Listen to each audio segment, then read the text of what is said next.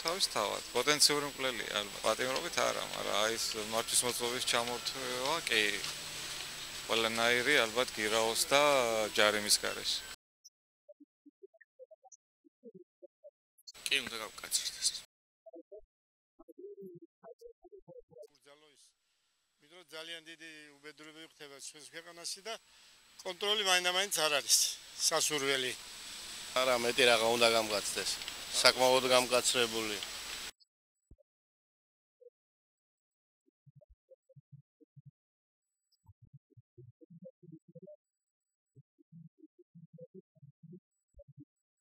მიაზრით არ არის საჭირო ესეთ ეგრე გამკაცრება, თუმცა აი ჯარიმების ამაღლებაზე, ასე რომ ვთქვათ, და უფრო გამკაცრების მომხრე მე პირადად ვარ.